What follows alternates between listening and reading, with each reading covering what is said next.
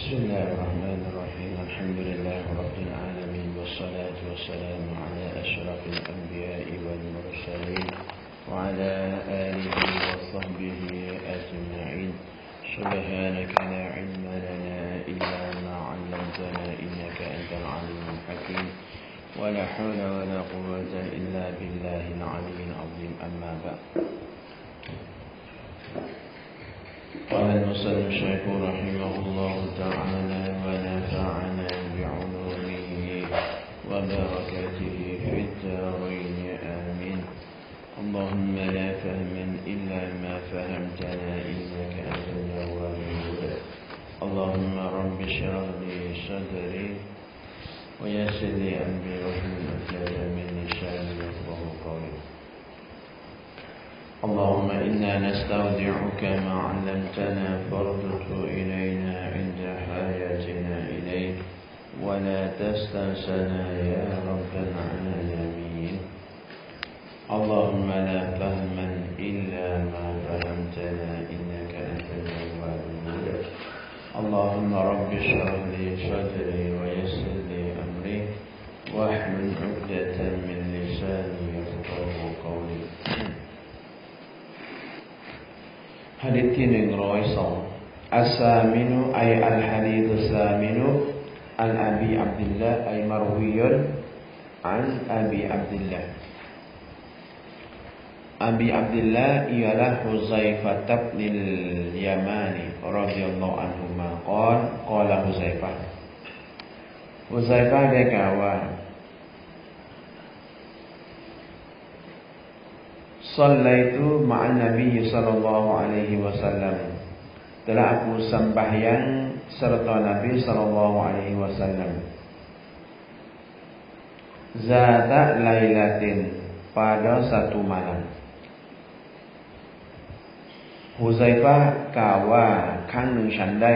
ทำการละหมาดพร้อมกับท่านนบีศ็อลลัลลอฮุอะลัยฮิวะซัลลัมในค่ำคืนหนึ่งข้างในบอกว่าไอฟีศอลาติตตะฮัจญุด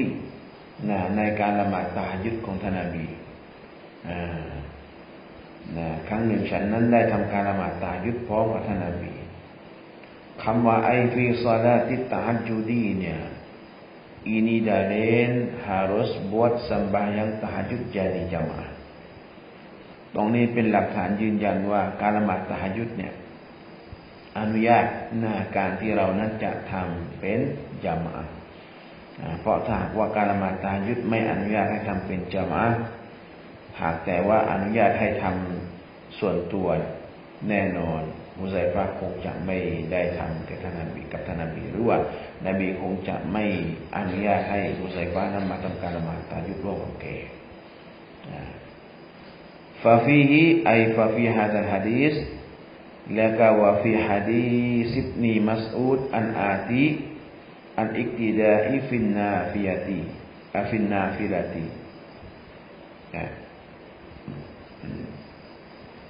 มีอยู่ในหะดีษนี้และมีอยู่ในหะดีษของท่านอับดุลลอฮ์อิบนุมัสอูดต่อไปข้างหน้าเนี่ยมีการตามสามารถที่จะตามได้อันอิกติดาแปลว่าตามได้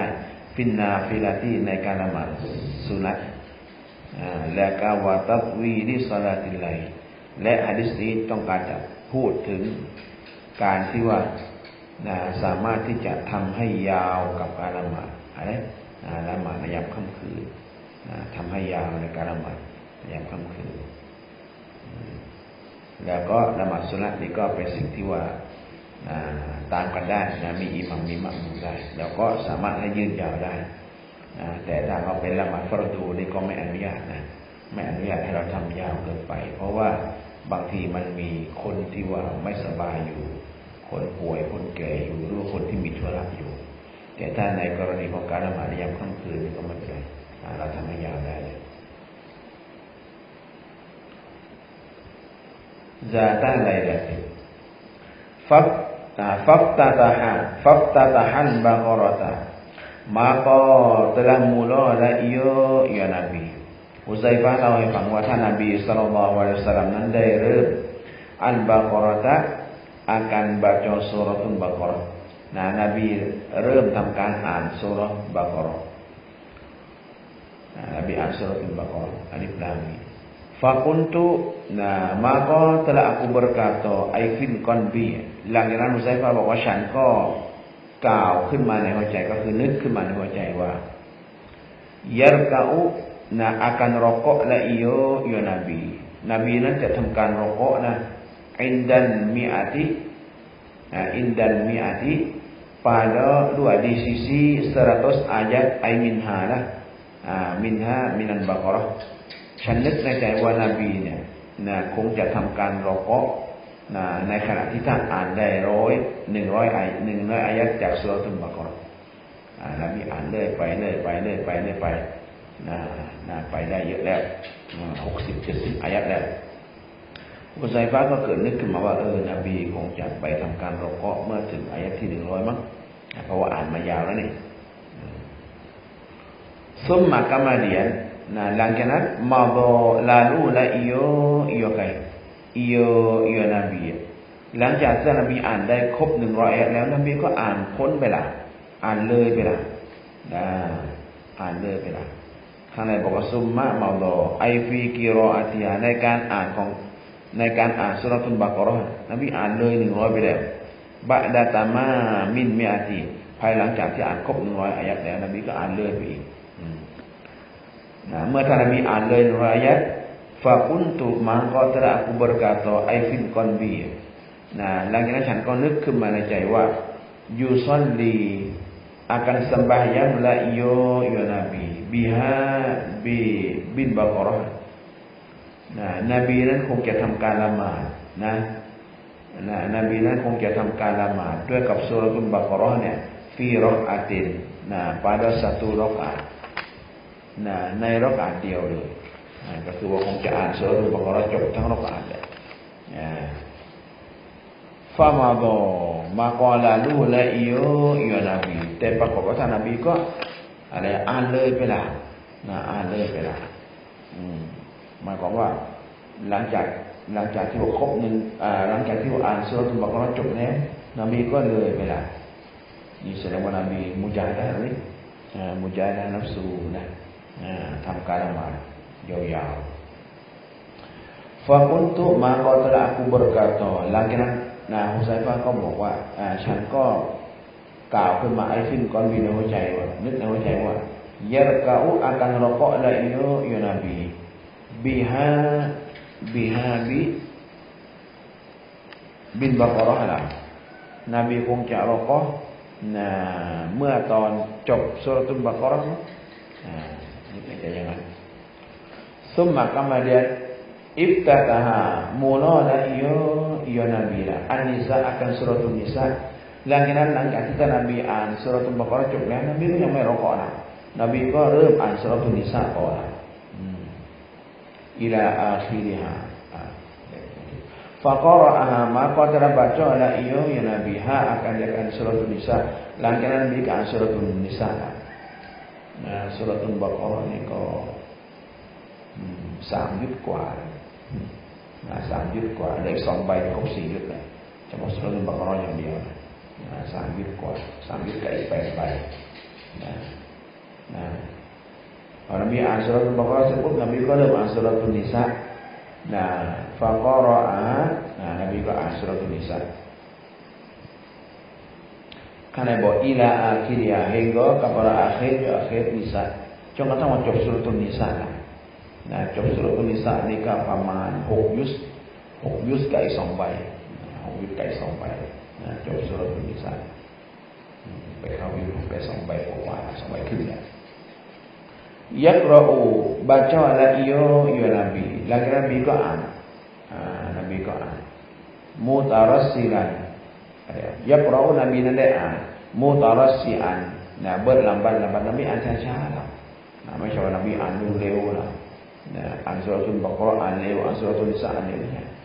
อุซัยบอกนบีอ่านช้าๆอ่านเรื่อยๆอ่านช้าๆเรื่อยๆอ่านแบบใครควรบาลาว่าอ่านเร็วก็ถือว่าเยอะแล้ว6 ยุสกว่าแล้วนี่อ่านช้าล่ะ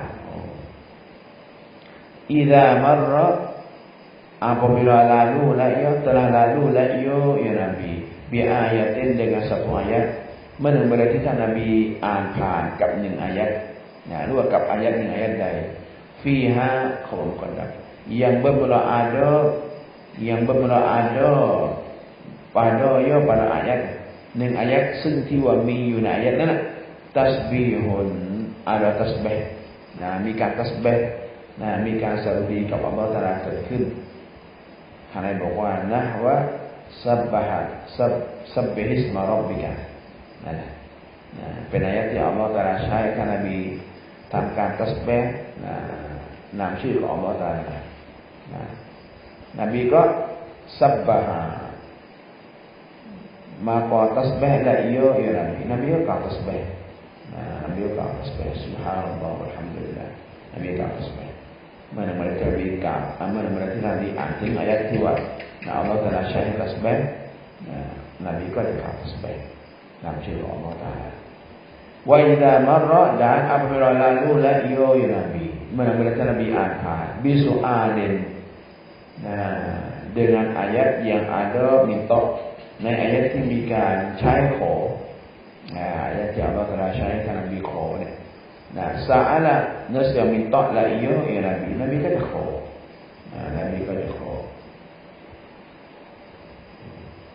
wa idza marra dan apabila telah lalu la iyo ya Nabiและเมื่อท่านนบีอ่านผ่านbi ta'awuzin dengan ayat yang ada minta tolong dan ayatที่ว่ามีการใช้ให้ขอความคุ้มครองayat ที่มีการใช้ให้ขอการคุ้มครองเนี่ยยะta'awwaza เนื้อเสือminta berlindung la iyo ya Nabiก็จะขอการคุ้มครองจากอัลเลาะห์ตะอาลาsumma kemudian rokok la iyo ya Nabi หลังจากนั้นก็ทำการรอกะทำการรอกะหลังจากที่ว่าจบสุเราะตุนนิสาแล้วNabiก็ทำการรอกะfaja'ala maka mula la iya maka masuk la iya ya Nabi lagi Nabiก็ลงมือyaqulu baca la iya ya Nabiก็ลงมืออ่านsubhana rabbiyal azimนี่คือเรารอกะแล้วsubhana rabbiyal azimในรอกะ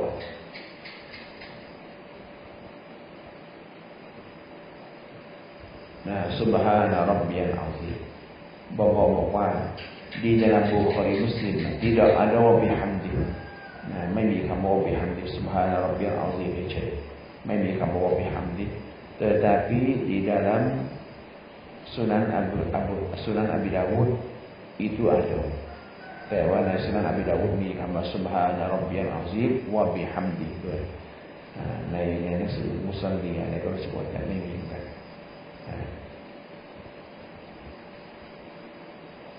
Qaidah Imam Syafi'i ziyadatus thiqati maqbulatun แต่ว่าไปดูในอับูดาวูดมีนี่ครับไม่เป็นไรถึงแม้ว่าในบุคอรีไม่มีในมุสลิมไม่มีอิหม่ามชาฟีอีก็มีใช้ให้เพิ่มเพราะว่าแกยึดถืออะไรก็แล้วที่ว่าziyadatus thiqatiการเพิ่มของคนที่ว่าเชื่อถือได้เนี่ยmaqbulatun ฉะนั้นเป็นสิ่งที่ถูกต้องรับได้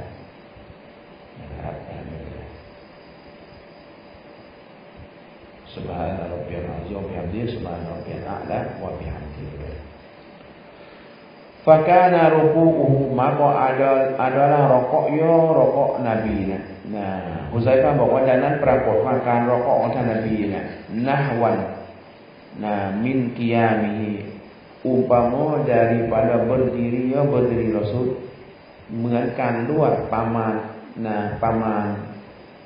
เหมือนกันหรือว่าเท่ากันเลยจากการยืนของท่านนบี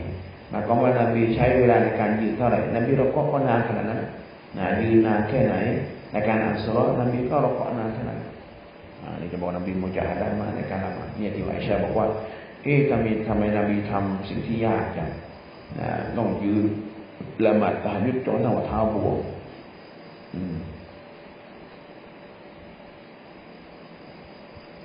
ท่านบอกว่าฟากานะรูกูท่านบอกฟิตตู้ปาราเบลปัญญาดังนั้นการรอกะของท่านนบีในด้านความยาวแล้วเนี่ยนะวันไอกอดารอน อะไรบอกไอ้กอรีบัตประมาณนะบาเราเกือบกอรีบัตแบบเกือบจะเท่ามินกิยามิกิยามิรอซูลเกือบจะเท่าการยืนของท่านนบีนั้นsumma kemudian qala telah bersabdalah ya Nabi langkah Nabi ko ka wa sami'allahu liman hamidah puncakkan Allah kemudian ada Rabbana lakal hamd summa karena bahwa qala inda rabbihi lah ketika angkat ya Nabi ตอนที่ท่านนบีนั้นผุดขึ้นมาจากการรอคอยก็คืออิอ์ติดาลนั่นน่ะSami'allahu liman hamidah Rabbana lakal hamd ka akhirnya summa kemudian ai ba'da ruku'iหลังจากท่านนบีรอคอแล้วก็กอมะbangunlah ya Nabiก็ลุกขึ้นqiyaman qiyaman berdiri berdiri Nabiก็ลุกขึ้นยืนtawilan yang panjang Nabiก็ลุกขึ้นยืนที่ยาวครับqariban hampir mimma rakaat daripada barang yang rokok adalah ya Nabi นบีก็ลุกขึ้นยืนเป็นการยืนที่ยาวเกือบจะเท่าการรอกะนั่นแหละบางเราอิอ์ติดาลยาวละอิอ์ติดาลก็ยาวละเกือบเท่าการรอกะเลยเหมือนกันรอกะประมาณไหนอิอ์ติดาลก็ประมาณนั้นนี่เราอิมุจาฮะดะห์มากSumma kemudian sajadah sujudlah ya Nabi หลังจากนั้นนบีก็ทำการสุญูดลงไปสุญูดหลังจากที่อิอ์ติดาลเสร็จแล้วก็ลงไปสุญูด Faqala maka bacalah ya Nabi subhana rabbiyal a'la Fakana maka adalah ya Nabi sujuduhu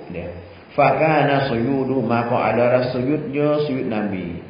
Uzaifah บอกว่าดังนั้นปรากฏว่าการสุญูดของท่านนบีเนี่ยกอรีบันมินกิยามินนบี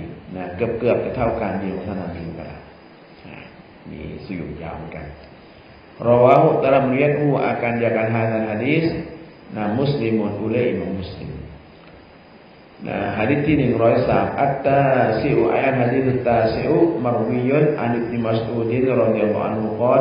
qala Ibnu Mas'ud Shallaitu ma'an Nabi sallallahu alaihi wasallam lailatan pada satu malam. Karena bawa ayat tahajudi bukan.เป็นการละหมาดตะฮัจญุดเหมือนกันฟีไลลาตินในค่ำคืนหนึ่ง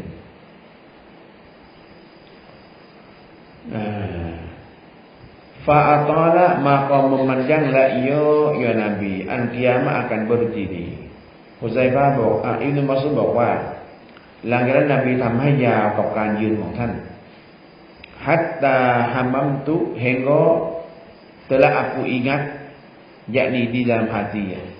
จนกระทั่งว่าฉันเกิดนึกขึ้นมาในหัวใจเนี่ย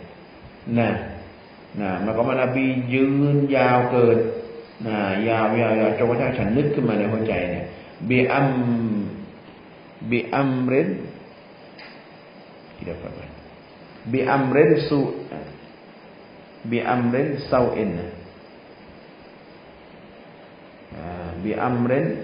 อินdengan perkara yang jahatจนกระทั่งว่าฉันนั้นได้นึกสิ่งที่ชั่วขึ้นมาในหัวใจแปลว่าคิดไม่ดีกับท่านนบีนึกไม่ดีกับท่านนบีqila dikatakan wa ma hamamta bihi เมื่ออิบนุมัสอูดบอกว่า hatta hamamtu bi amrin sawin ก็มีคนถามกับอิบนุมัสอูดว่าแล้ว wa ma hamamta bihi apa barang yang telah engkau cita bima และอะไรคือสิ่งที่ว่าเจ้านึกขึ้นมาไม่ดีสิ่งที่คิดไม่ดีคืออะไรqala berkata ya Ibnu Mas'ud kata wa hamamtu an ajlisa telah aku cita akan bawa aku duduk ฉันคิดว่าฉันจะนั่งแล้วฉันคิดว่าฉันจะนั่งแล้วนะนบีอ่านยาวเหลือเกินนบียืนยาวเหลือเกินฉันคิดว่าฉันจะนั่งแล้วแล้วก็ว่าada ahu dan aku tinggal akan diakan Nabi และฉันคิดว่าฉันจะไม่ตามท่านนบีอ่านยาวแล้วเกินไม่เอาละไม่สู้ละถอยดีกว่าคิดไม่ดีกับท่านนบีอันนี้ต้องการจะบอกว่านบีนั้นต้องการที่จะ อะไรเรียกร้องอุมัตไปสู่การมุจาฮะดะห์ในการทำอิบาดะห์ต่ออัลเลาะห์ตะอาลาฝืนนัฟซูในการทำอิบาดะห์ต่ออัลเลาะห์ตะอาลายืนละหมาดให้ยาวให้นานมุตตะฟะกุนอะลัยฮะอัยฮะซัลหะดีษมุตตะฟะกุนอะลัยท่านได้บอกว่าฟีฟัตินบารีฟิลหะดีซิดาลีลุนอะลัอิคติยารินนบีศ็อลลัลลอฮุอะลัยฮิวะซัลลัมเขาบอกว่ามีกล่าวในฟัตุลบารีในหะดีษนี้ว่ามีกล่าวในฟัตุลบารีว่าสิ่งที่มีอยู่ในหะดีษเนี่ยก็คือว่าดาลีลุนมันเป็นหลักฐานอะลัอิคติยารินนบีบนการเลือกของท่านนบีตัตวีละศอลาติลไลล์กับการให้ยาวกับการละหมาดในยามค่ำคืน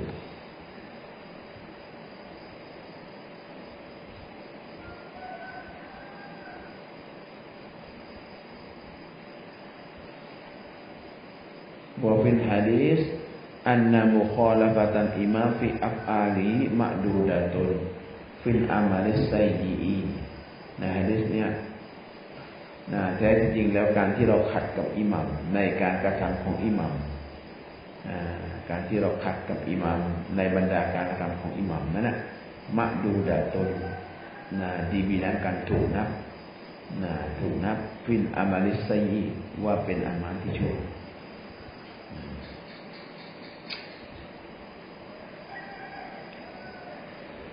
haditsที่104อันอาชิรุอันหะดีษอันอาชิรุอันอานัสรฎิยัลลอฮุอันฮุอันรอซูลิลลาฮิศ็อลลัลลอฮุอะลัยฮิวะซัลลัมกอลรอซูลุลลอฮ์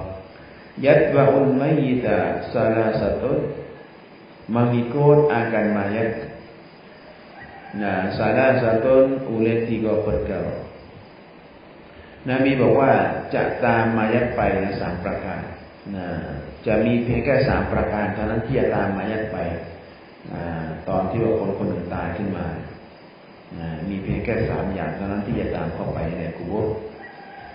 หนึ่งก็คืออะห์ลูฮูบาดาตุสาลาซะอะห์ลูฮูอะห์ลุลมัยยิตวะมาลูฮูมาลุลมัยยิตหนึ่งก็คือครอบครัวของมัยยิตลูกเมียพี่น้องพ่อแม่แล้วก็วะมาลูฮูแล้วก็ทรัพย์สมบัติของเขารถของเขารถของเขาแล้วก็อะไรที่เราพาไปบางทีก็เป็นหมอนของเขาเป็นเสื่อของเขาเป็นผ้าคลุมมายัดไปแล้วก็ว่าอามัลหูอย่างที่3ก็คืออามันโยอามันมายัดอามันของมายัด3อย่างนี้ครอบครัวทรัพย์สมบัติแล้วก็อามันของเขาจะตามมายัดไปยังรู้ฝังศพของเขาFayarji'at isnani maka akan kembali oleh 2 perkara ดังนั้น2ประการนั้นจะกลับหมายความว่าจะไม่ลงไปอยู่ในหลุมกับมัยยิต2ประการนั้นจะกลับไปเพียงแค่หลุมกุโบร์แล้วก็จะกลับแล้วก็วายับกอวาฮิดุนdan tinggal oleh 1ยังคงไว้ซึ่ง1ประการ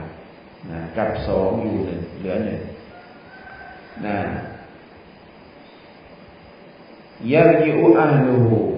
akan kembali oleh ahli mayat ครอบครัวของเmayatที่จะกลับอันนี้1จาก2อย่างที่ว่าจะกลับก็คือครอบครัวจะกลับ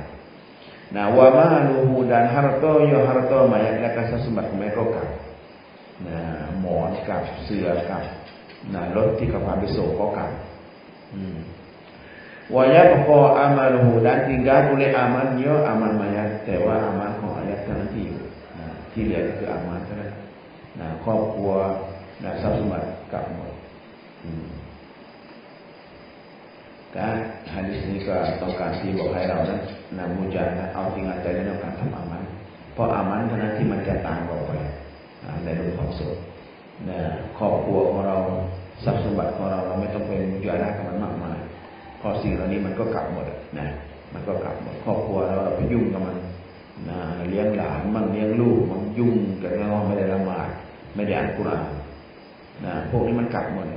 มันไปส่งเราแค่รู้มันก็กลับแล้วแต่เรายุ่งกับมันจนทั้งวันบางคนเราเป็นห่วงกินกับลูกกับหลาน เป็นห่วงจนกระทั่งว่าลืมตัวเองนะลืมกินลืมนอนลืมละหมาดลืมซิกเก็ตลืมอ่านอัลกุรอานลืมเรียนนี่ก็ยุ่งจนไม่มีเวลาจะว่างที่ยุ่งคือทำให้ยุ่งเองไม่มีอะไรนะทำให้ยุ่งเองไม่ได้ไปทำครับหรอกหาเรื่องเอง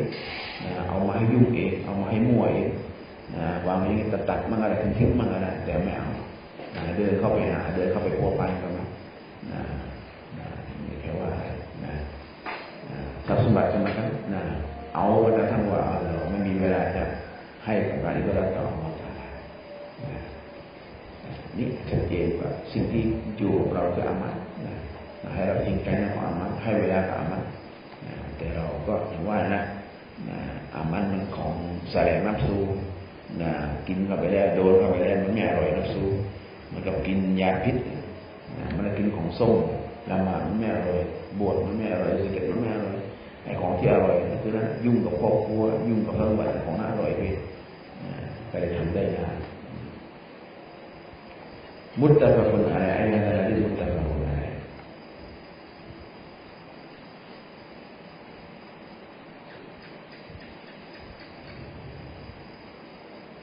ท่านนายก็บอกว่าว่าฟินฮะดีซิอันฮัสซูอัลตัฮซีนินอามันเลย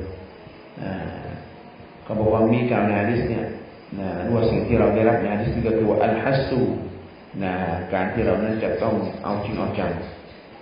อัลตัฮซีนินอามันบนการที่จะต้องทำให้สวยการอามันปรับปรุงอามันให้ดีละหมาดให้มันมีความชอบอ่านกุรอานให้มันถูกต้องซิกเก็ตให้มันมีตะวันยุไม่ใช่ว่านับแต่ตัสบีฮ์แต่ว่าใจไปเรื่องอื่นใจไปนับต้นยางมือนับตัสบีฮ์แต่ว่าใจนับต้นยางเอาจะต้องให้สวยงามกับการอามันทำไมล่ะลิยากูนะsupaya ada la iya yaman เพื่อว่าอามันของเราที่เราทำเนี่ยนะอานีซาฮูมันจะให้ความอบอุ่นกับมายะฟีก็ปรีก็ปรุงมายะในกุโบมายะอามันที่เราทำให้สวยงามเนี่ยอามันนั่นแหละมันจะให้ความอบอุ่นกับเราในกุโบแต่ว่าอามันใดก็ตามที่เราทำไม่สวยงามละหมาดก็ไม่ขอชอบซิกเกตก็ไม่ตะวัจจุอ่านกุรอานก็ไม่ตะวัจจุดูอาก็ไม่ตะวัจจุอะไรก็ไม่ตะวัจจุไม่ดีสักอย่างไม่สมบูรณ์อย่างอามันนั้นมันจะไม่ให้ความอบอุ่นกับเราในกุโบตัวเผื่ออามันนั้นมันจะแช่งเราละมันจะแช่งเรามันจะบอกว่าโอ้ก็จงทำเลยละหมาดจะบอกจงทำกับไอ้เนี่ยไอ้แกเนี่ยทำเหมือนอย่างที่มันทำฉันเลยทำมันนี่ทำฉันมันละหมาดฉันแต่มันใจมันไม่เคยอยู่กับฉันหรอกมันนอนกับฉันแต่ใจมันคิดถึงคนอื่นจัดการไอ้แกนี่โดนแล้วจบแล้ว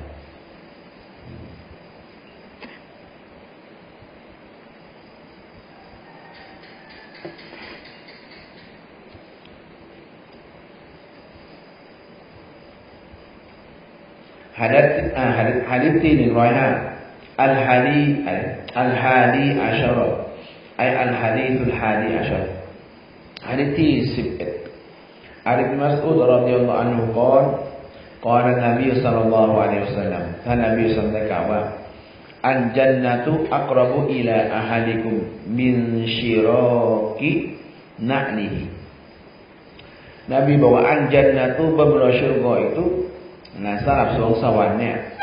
อักรบู terlebih hampir ยิ่งที่ใกล้นะอิลาอะฮาดิกุม kepada salah seorang daripada kamu ไปยังคนหนึ่งวันจากสู่เจ้าสวงสวรรค์เนี่ยยิ่งที่ใกล้ไปยังคนหนึ่งคนใดจากสู่เจ้ามินชิรากินะlihi dari lebih daripada tali kasutnya ya ahadikum ใกล้เสียยิ่งกว่าเชือกผูกรองเท้าเชือกผูกรองเท้าเนี่ยเราว่ามันใกล้แล้วกับเท้าเราไหมเพราะมันตั้งอยู่บนเท้าแล้วแต่นบีบอกว่าสวงสวรรค์ใกล้กว่านั้นอีกใกล้กว่านั้นเนี่ยใกล้กว่าเชือกผูกรองเท้าเลยวันนารุหมายความว่าโอกาสหรือหนทางในการที่เราจะเข้าสวงสวรรค์เนี่ยมันไม่ได้ไกลเกินเอื้อมนะมันใกล้หนทางที่เราจะได้สวงสวรรค์เนี่ยโอกาสที่เราจะได้สวงสวรรค์จากอัลเลาะห์ตะอาลามันไม่ได้ไกลเกินเอื้อมมันใกล้ซะยิ่งกว่าเชือกผูกรองเท้าที่อยู่บนเท้า Wan-naru dan api nerakaและสำหรับไฟนรกเนี่ยมิสลูซาลิกะ ialah umpama demikian itu kan mereka sedang makan mereka sedang ai an-mazkur minan jannati ก็คือมันก็สิ่งที่ได้กล่าวมาก็คือสวงสวรรค์นั่นแหละคำว่าเหมือนตัวนี้คือไอ้ฟีเกานิฮะอักรบุอิลาอาฮาดิกุมในการที่ว่าไฟนรกนั้นมันก็ใกล้ไปยังคนหนึ่งกับสุเจ้าไอมินชีรอกินาดีและไกลจะยิ่งกว่าเชือกปูโรธาในด้านนรกก็ใกล้ใกล้เหมือนกันมันก็มองง่ายเหมือนกันโอกาสที่คนคนหนึ่งจะตกไปนรกเห็นไหมเพียงแค่การที่เราทำชีวิตต่อเราเท่านั้นเดียวก็ถือว่านรกได้แล้วเพียงแค่การที่เราตะกำโบนนิดหนึ่งก็นรกได้แล้วนิดเดียวเหมือนกันง่ายเหมือนกันใกล้เหมือนกันเหมือนกับเชือกปูโรธาเหมือนกันสวรรค์ก็เหมือนกันโอกาสที่เราจะเข้ากับมันวิธีการในการที่เราจะเข้ากับมันก็ง่ายขยันละหมาดขยันซิกเก็ตขยันตามอัลลอฮ์Rawahu telah meriwayatkan akan jangan hadis al-Bukhari oleh Imam Bukhari. Hadis ini meriwayatkan as-sani asyara ay al-hadits as-sani asyara. Hadis ini disebutnya al-Abi Firasin Rabi'ah bin Ka'b al-Aslami khadimi Rasulullah sallallahu alaihi wasallam. Hadis ini disebutnyaก็คือhadisที่ว่ารายงานมาจากท่านอบีฟิรัชก็คือท่านRabi'ah bin Ka'ab al-Aslamiอันนี้นามกบิละkhadimi Rasulullah sallallahu alaihi wasallamเป็นคนรับใช้ท่านนบีal-Aslami al-Hijazi Ka'ab bin Malik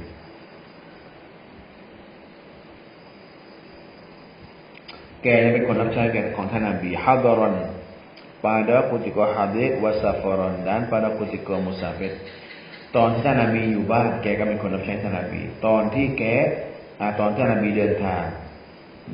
อบีฟิโรชนี่ก็เป็นคนรับใช้เหมือนกันแสดงว่านบีพาไปด้วยไปไหนไปด้วยอยู่บ้านก็อยู่ด้วยแล้วก็ตอนเดินทางก็อยู่ด้วยบางคนเนี่ยคือคิดมันตอนอยู่บ้านอย่างเดียวแต่เวลานบีเดินทางนบีก็เอาคนอื่นหรือบางทีก็นบีเอาเฉพาะคนอื่นเวลาเดินนบีเอาเฉพาะเวลาเดินทางแต่เวลาอยู่บ้านนบีเอาคนอื่นแต่ว่าสำหรับอบีฟิรัสเนี่ยคือเป็นคนรับใช้ท่านนบีทั้งตอนท่านนบีอยู่บ้านแล้วก็ตอนเดินทางด้วยนบีอุมัดแต่บางทีเวลาแกอยู่เยเมนเนี่ยแกก็จะมีคนรับใช้อีกคนหนึ่งเวลาแกเดินทางแกก็ได้อีกคนหนึ่งแกจะเอาคนที่ว่าได้ภาษาคนที่ว่าเก่งในเรื่องของการเคลียร์เรื่องพาสปอร์ตเคลียร์เรื่องด่านเคลียร์เรื่องเนี่ยเวลาเจอตมเนี่ยแกจะเอาคนนั้นแต่บางทีแกก็เอาไปทั้งสองเดินทางก็เอาที่เราที่บ้านก็เอาแต่บางทีแกก็จะเปลี่ยนคนแต่ว่าคนที่อยู่แกต้องเก่งเลยต้องเก่งต้องขึ้นพูดอะไรได้เวลามีมัจลิสอะไรต้องขึ้นพูดขึ้นนัสญาได้นัสญาโดยที่ไม่ต้องดูหนังสือนะที่เยเมนเนี่ยเขาไม่เอาดูหนังสือเนี่ยเขาไม่เอาเนี่ยที่ว่าเขาพยายามให้เราท่องจำให้หมดของเขาเนี่ยจะคือถึงเวลาใช้เมื่อไรคิดเมื่อไรก็คือต้องปักเป่าเลยขึ้นพูดเลยเนี่ยที่ว่าเขาพยายามให้เราท่องจำอัลกุรอานเพื่อว่าเราจะได้เอากุรอานนี่แหละมาจากเรากันมาอธิบายกันพูดคุยกันแล้วก็หะดีษก็เหมือนกันแกก็ท่องจำอย่างเพื่อที่จะเอามานัสญาตักเตือนแก่ผู้คนเวลาเราขึ้นคุตบะขึ้นสอนขึ้นอะไรเพราะว่าระบบเยเมนเนี่ยการสอนของเขาคือเขาจะไม่ผ่านกิตาบครูเขาจะไม่ผ่านกิตาบเขาจะให้ลูกศิษย์อ่านเขาก็ทำการชอบสมมติว่าเขาพวกเราเรียนมัตตันของเรียนซอดีเนี่ยครูเขาก็จะเอาได้เลยมาอธิบายเอาเลยมาอธิบายครูก็จำนะเขาที่เขาก็ทำบ้านมาเขาก็ดูมาแล้วชอบอย่างไรเขาก็อธิบายปากลูกศิษย์ก็คอยจดใส่เหมือนกันใส่สุดเลยเป็นอย่างแบบท่านเกิดว่าเราท่านเกิดว่าลูกศิษย์พามาตันอยู่แม่ตัวครูก็อาจจะไปดูมุตตะซัดอาจจะไปดูเชคโคเลสอาจจะไปดูกอเก็บมาแล้วก็อธิบายโดยที่ไม่ต้องอ่านจำครูจำความจำของเด็กอายุ25 ปีครูของบอกอายุ25 ปีแต่ว่าเป็นน้ำความเป็นน้ำทุกเรื่องจะอธิบายประวัติกิสซออายะห์แกจำหมดแล้วก็นิทานมีทุกวันนิทานเกี่ยวกับอุลามะจำจริงๆแล้วก็คำถามหลังไม่เคยติดแม้แต่ครั้งเดียวตามใจเด็กถามเรื่องอะไร ทุกเรื่องที่เด็กสงสัยถามมาแล้วแกตอบได้หมดเลยปุ๊บแล้วก็ตอบแบบหลักฐานนะไม่ได้ตอบแบบมั่วๆเลยแกบอกว่าอายุ25 ปีเอาโอ้โหอ่านเร็วจริงๆที่อยู่ปี 1 ปีแรกอ่านเร็วมากแต่ว่าอยู่ง่ายๆอยู่สบายๆนอนตื่นรุ่งสมบูรณ์อยู่สบายๆอยู่ดีแหละแต่ว่าโอ้โหความจำน้อยแค่สิแต่ว่าอยู่แบบว่าธรรมดาเรื่อยๆไม่ถึงขั้นว่าเรียกว่ารักษาอะไรเรื่อยๆอยู่ในวันนี้แหละแต่ว่าความจำดีมากจำดีเวลาขึ้นพูดเนี่ยคนใหญ่นั่งฟังตาค้างพอโอโซเก็บความจำดีตอนนี้ไม่รู้ว่ายังอยู่ไหมเพราะว่าไม่ได้ติดต่อกันรู้ว่ากลับไปอยู่บ้านใครแต่ว่าคนจนคนลำบากจะเอาเมียไม่มีเงินจะขอเด็กไทยเราต้องให้เงินขอเมียแกยืมเงินเด็กไทยขอเมียไม่มีเงินจะขอเมียคืนนั้นแกก็ตื่นแล้วมันตายอยู่เราทำไมตะโกนเราคืนนี้ไม่นอนเลยตายอยู่ตั้งคืนเลยมาอ่านกุรอานมาละหมาดมาคุยอะไรคุยสั่งอะไรไม่ยอมนอนสึกไปสึกมาไม่มีเงินขอเมียไม่มีเงินขอเมียอันวันทั้งคืนเลยสุดท้ายเอาวัตถุเปิดให้พอดีมันมีเด็กไทยคนหนึ่งที่อยู่ในชั้นเดียวกับเราเนี่ยมันค่อนข้างจะมีเงินตั้งหน่อยมันก็ได้ให้ยืม20,000 บาทไปยืมไป20,000 บาทมันก็ให้ยืมขอเมีย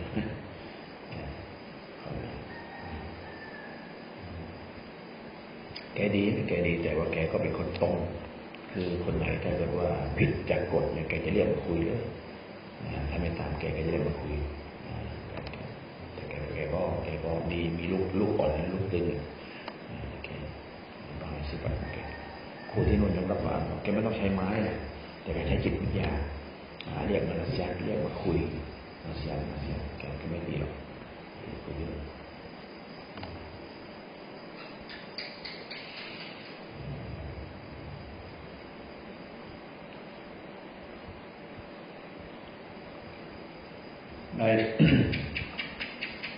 Khalimi Rasulullah SAW wa min ahli suffati dan setengah dari para ahli suffah แล้วก็ท่านอบีฟิรอสเนี่ยแกก็เป็นส่วนหนึ่งจากahli suffah ahli suffah ก็คือahli sarumbiมัสยิดนบีคนที่อาศัยอยู่ตามชายคามัสยิดของท่านนบีมัสยิดนบวีเวลาอยู่ระเบียงมัสยิดบางมัสยิดบางเนี่ยมีระเบียงแบบนั้นนอนแบบนั้นคือahli suffahก็คือบ้านไม่มีคนในบ้านไม่มีเมียไม่มีอยู่กับท่านนบีคอยฟังท่านนบีสอนในมัสยิดก็คอยฟังนบีสอนแล้วก็จดจำหรือว่าเวลาท่านนบีออกสงครามไปท่านนบีใช้ให้ไปทำสงครามก็ไปกลับจากสงครามก็มาอยู่ที่มัสยิดละเพราะมัสยิดอยู่นั่น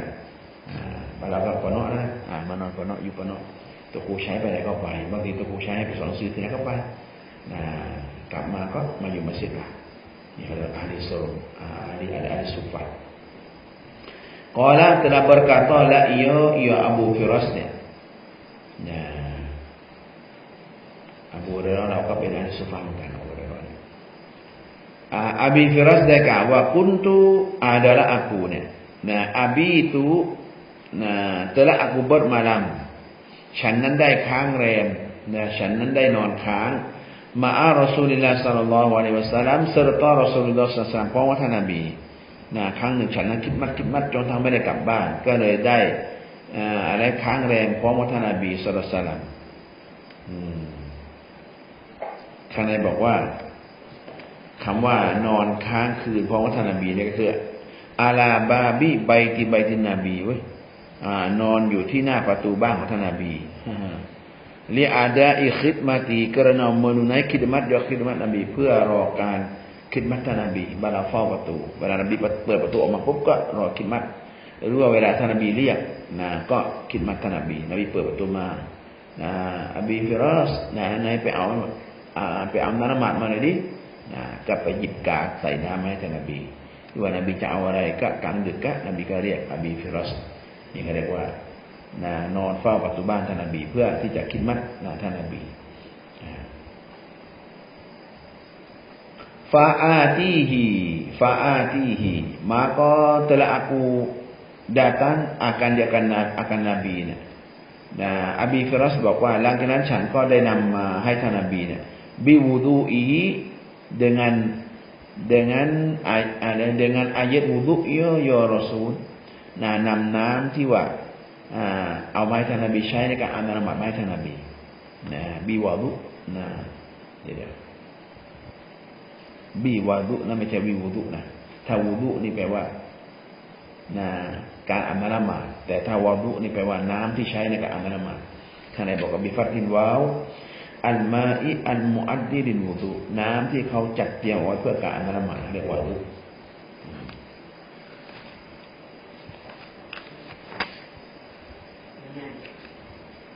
แล้วก็บิดอมมิฮาดอมก็อ่านได้อันได้2วาจานะวาดุอ่านได้วุดุก็อ่านได้2วาจาเลยแล้วก็วะฮายะตีอัตตนะวะฮายะตีฮายะตินนบีและน้ำที่ใช้ในการทำฮายะห์ท่านนบีอัตตที่วุดุอีไอฟาอาตีฮิบิฮายะตีหลังจากนั้นฉันก็นำมาซึ่งธุระของท่านนบีหมายความว่านบีต้องการอะไรนะแกก็จัดหามาให้ท่านนบีบอกว่าไอมายะตาจุอิลัยฮิอิลามาbarang yang berhajat la ialah ila ma สิ่งซึ่งเรานบีมีความจำเป็นไปอย่างสิ่งนั้นอะไรละมายะตายุบายาน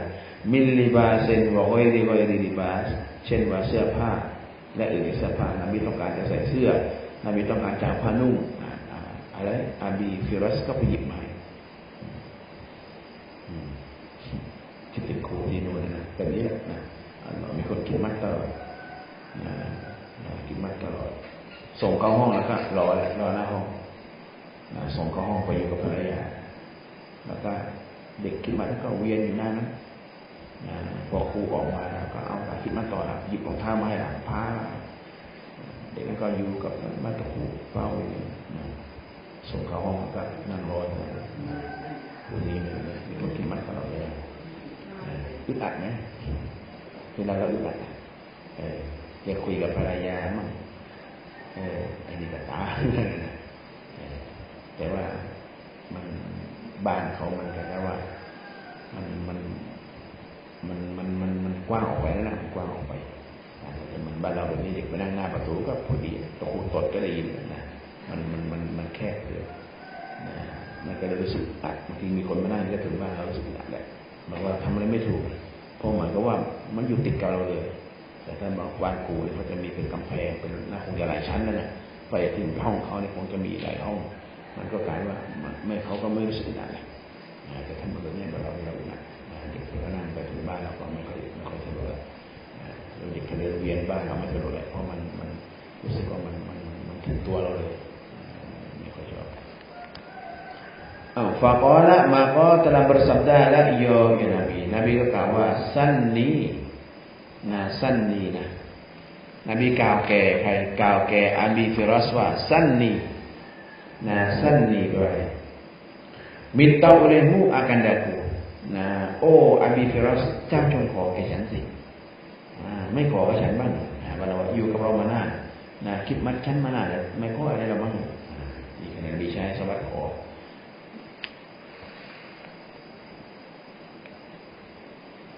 Sa'ala muta'addi sama maf'ulnya. Maf'ul yang pertama iaitulah yang mutakallim. Maf'ul yang kedua dibuangkan. Maf'ulที่2ไม่พาออกไปharful ma'mul li fa'alatil umum หมายความว่าจะขออะไรก็ได้จะขออะไรก็ได้จงขอมันขออะไรก็ได้นบีให้หมดkarena bahwa hayatan akan satu hayatกับhayatหนึ่งอะไรAd-Hafuki ya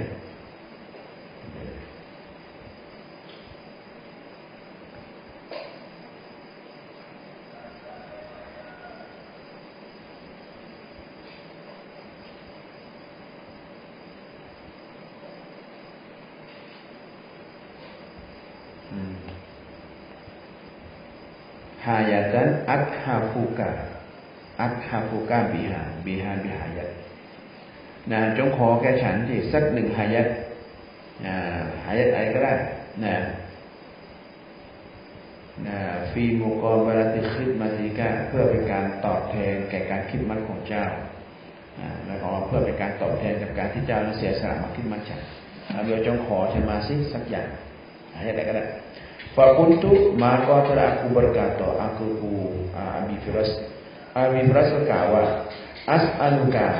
Nah, as'aluka. Nah, aku minta akan dikau ya Rasulullah. Oh Rasulullah. Nah,งั้นฉันขอท่านว่า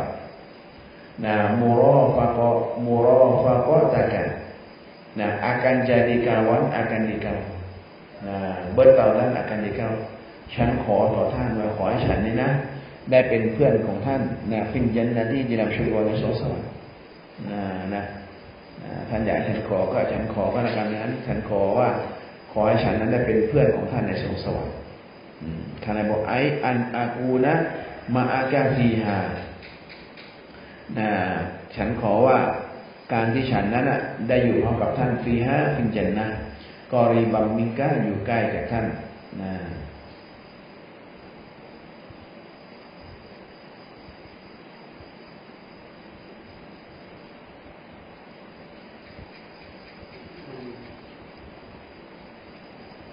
ฟะกอละมากอตายอละโยya Nabiหลังจากนั้นนบีก็ถามว่าawal ghaira dzalika engkau minta akan lain daripadanya แล้วท่านไม่ขอเรื่องอื่นอีกหรือหมายความว่าขออย่างเดียวขอให้ได้เป็นเพื่อนฉันในสวงสวรรค์อย่างเดียวยังจะไม่เอาแล้วawal ghaira dzalika adakah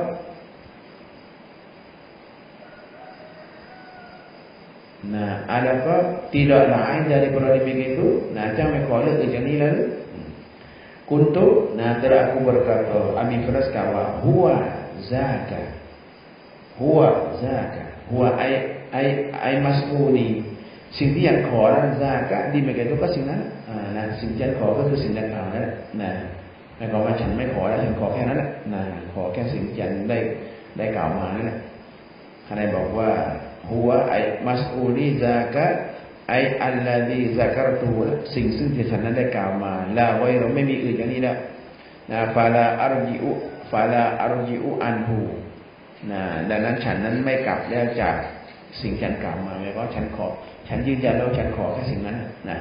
การที่ฉันนั้นได้เป็นเพื่อนกับท่านในสวงสวรรค์พอแล้วแค่นั้นไม่มีอื่นแล้วก่อนละdalam berkata la iyo ya Nabiก็กล่าวว่าfa'inni ala nafsika maka tolong olehmu akan daku ดังนั้นเจ้าจงช่วยเหลือฉันmaka tolong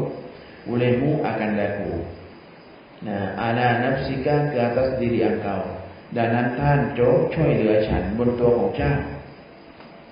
จงช่วยเหลือฉันบนตัวของเจ้าหมายความว่าถ้าว่าเจ้าต้องการที่จะเป็นเพื่อนฉันในสวงสวรรค์นั้นท่านก็จงช่วยเหลือฉันบนตัวของเจ้านั่นช่วยเหลืออะไรล่ะบิกัสรติสุยุดิ dengan bayar sujud ด้วยการทั่วสยุดให้มาหมายความว่าถ้าหากว่าเจ้าต้องการที่จะเป็นเพื่อนฉันในสวงสวรรค์เจ้าจงสยุดให้มาการสยุดให้มากนั่นแหละเจ้านั้นจะได้เป็นเพื่อนฉันในสวงสวรรค์นะพี่บอก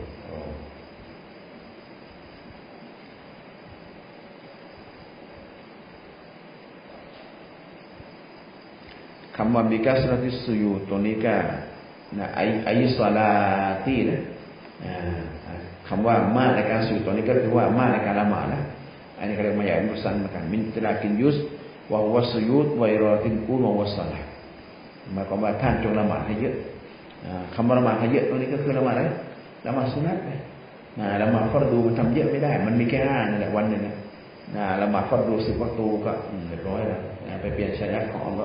ฮฺตะอาลาก็ไม่ได้ก็คือละหมาดฟัรดูได้แค่5ไอ้ที่ว่าคำว่านบีบอกว่าจงละหมาดให้เยอะก็คือละหมาดสุนัตอิชรอกมั่งดูฮามั่งอาวาบีนมั่งตะฮัจญุดมั่งวีเตรมั่งตัสบีฮมั่งอิสติฆอเราะห์มั่งฮายะมั่งเก็บให้หมดเก็บให้หมดหมดแล้วทำไงต่อก็ละหมาดสุนัตธรรมดา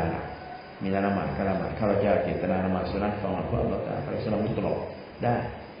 ไม่ใช่อิชรอกไม่ใช่ดูฮาไม่ใช่อาวาบีนว่างๆตี 9 ตี 10มีละหมาดก็ละหมาดแต่เราก็อย่างว่านะการที่จะละหมาดเยอะนี่มันก็ต้องมุญาดะนับสูราต่อสู้กับนับสูราการแสดงว่าhadisนี้คือเราไม่ต้องการจะบอกให้เราต่อสู้กับนับสูร ถ้าอยากจะเป็นเพื่อนของท่านในสวงสวรรค์ก็จงต่อสู้หนักสู้ด้วยการที่ให้มากในการละหมาดนั่นแหละละหมาดเยอะ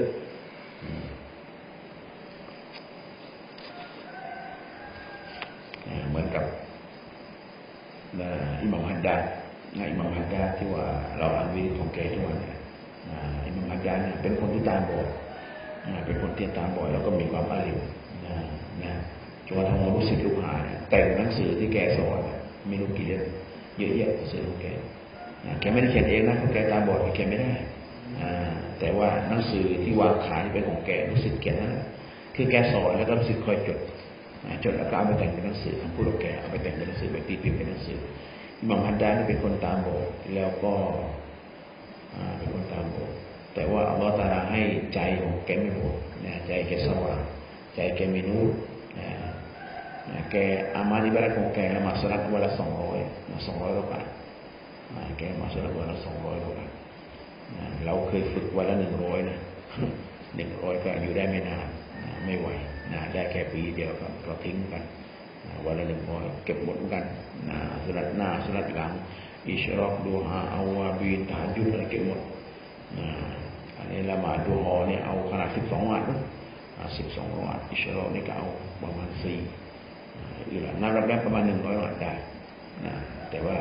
พอกลับมาอยู่บ้านพอเรายุ่งเราก็ทำไม่ได้แต่ว่าตอนที่ออกว่า1 ปีทำได้เพราะเราไม่ยุ่งเราอยู่ในว่าเราทำได้แต่พอเรากลับมาอยู่บ้านทำไม่ได้ยุ่งยิ่งเราเอามาสอนหนังสือเราก็เอาไม่ทันสอนเสร็จก็ต้องไปดูหนังสือเราจะแบ่งเวลากับครอบครัวเราจะต้องเคลียร์เรื่องเด็กเราจัดการเรื่องต่อหามเราปลุกมันเราคอยไล่กวดมันเราเดี๋ยวมันไม่ขึ้นบาลายเราเดี๋ยวมันไปยกนอนข้างซ่วมเราสุดท้ายแล้วการว่า100 บาทเราก็ไม่เหลือกันหมดเอาไม่ได้ใช่ไหมปลุกเด็กก็ยังเดียวก็หมดไปแล้วถ้าเกิดยืนละหมาดก็ไม่รู้กี่หลังเลยมานั่งเคาะประตูเด็กอยู่มานั่งเลี้ยงเด็กอยู่ใช่ไหมบางคนไปจะตื่นได้เอาบิดไปบิดมาเล่นไปเล่นมากว่าจะได้ขึ้นเราก็หมดเวลาปลุกเด็กคุมเด็กละอะไรละจัดการเรื่องกินข้าวละหุงข้าวอาหารกินละได้แล้วก็ทำไม่ได้การที่เรายุ่งเป็นทำไม่ได้แต่ว่าบิดไอ้อิหม่ามฮัดดาดก็ทำได้วันละ200แต่ก็ส่วนหนึ่งจากนั้นก็คือว่าความบารักัตของเวลาความบารักัตของเวลาคือสมัยก่อนเวลามันบารักัตมันทำให้เวลามันยาวมันนานกับเวลาสมัยนี้มันเทียบกันไม่ได้เวลานี้มันสั้นแป๊บเดียวดูค่ำไปแล้วดูอ้าวสว่างเลยดูอ้าวมืดเลยล่ะโดยที่ว่าไม่ได้ทำอะไรมากมายหมดเวลาเรียกว่าความบารักัตของเวลาเราถอดออกมันทำให้เวลาสั้น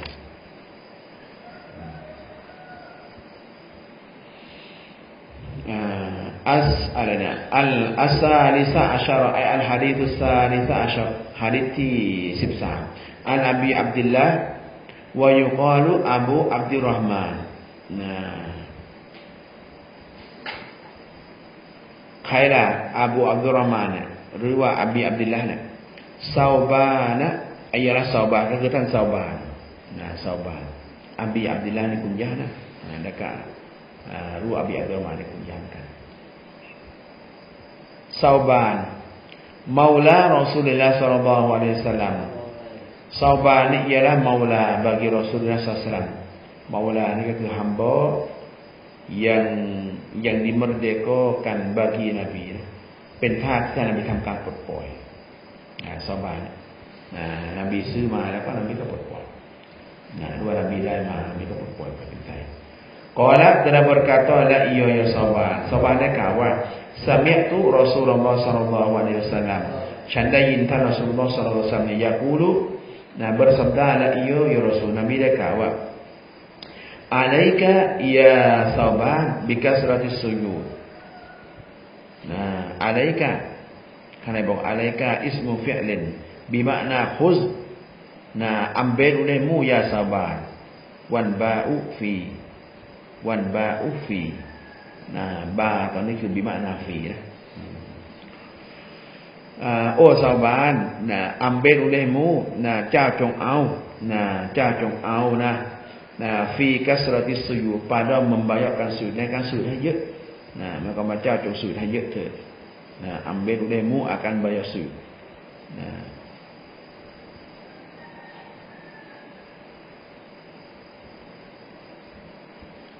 ทำไมล่ะทำไมนบีจึงใช้ซาบานเนี่ยให้มากในการสุญูดล่ะ คำว่ากัสรติสุรกัสรติศอลานะเมื่อกี้นะฟาอินนะกะมาก็กรณาบวสอยอังเก่าเพราะว่าแท้จริงแล้วเจ้าโอ้ชาวบ้านลันตัสยูดาลิลลาtidak engkau sujudท่านนั้นไม่ได้ทำการสุญูดลิลละkerana Allah Taala เพื่อ Allah Taala sajadatan sajadatan akan sekali sujudท่านนั้นไม่ได้ทำการสุญูดเพื่อ Allah Taala แม้แต่ครั้งเดียวหรือว่าครั้งเดียวของการสุญูดหรอกอิลลาเว้นแต่ว่ารอฟะอักัลลอฮุtelah mengangkat akan dikau oleh Allah Taala เว้นแต่ว่า Allah Taala นั้นจะยกท่านbiha bisayaratin นั่นแหละด้วยการสุญูด1ครั้งนั้นดารอยะตันakan satu 1ครั้ง1ครั้งที่เจ้าทำการสุญูดนั้นอัลเลาะห์ตะอาลาก็จะยกเกียรติให้เจ้า1ครั้งแล้วก็ว่าฮักตันatauไปที่รอฟะอากาศแล้วก็วะอิลละและเว้นแต่ว่าฮัตตะอังกา menggugurlah ia ya Allah menghapuslah ia ya Allah angka daripada engkau ถ้านั้นไม่ได้ทำการสุญูดกับอัลเลาะห์ตะอาลา1ครั้งการสุญูดหรอกเว้นแต่ว่าอัลเลาะห์ตะอาลานั้นจะฮัตตะอังกาอัลเลาะห์ตะอาลานั้นจะลบให้หายไปจากท่านอัลเลาะห์ตะอาลานั้นจะทำให้หลุดไปจากท่านนั้นบิซายาละตินนั้นด้วยการสุญูด1ครั้งนั้นขอตีอาตัน1 kesalahan กับ1ความผิด1ความผิด1ครั้งที่เราสุญูดอัลเลาะห์ตะอาลาก็จะลบให้1บาป1ครั้งที่เราทำสุญูดอัลเลาะห์ตะอาลาก็ยกให้1ขั้นรอวาฮุdalam riwayathu akan dia akan hadzal hadis muslimun oleh Imam Muslim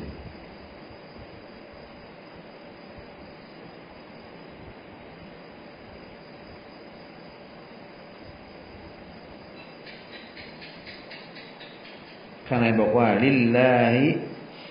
ซาญาดะตันคำว่า1ครั้งการสุญูดตัวนี้เขาบอกไอฟีดิมนีรอกอะตินละก็คือว่า1รอกอะตละเอาลีนะวิติลาวะตินเอาชุกรินวะอิลละฟัตตะอับบุดุบิสซายาดะติอัลมุนฟาริดะติกอยรุมัสรูอิน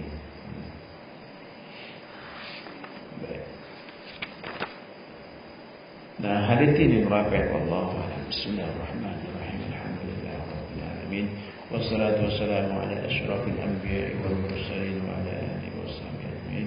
Allahumma inna nas'aluka ma 'allamtana farudhu ilayna 'inda hayatina ilayk wa la tastasana ya rabbana alhamdulillah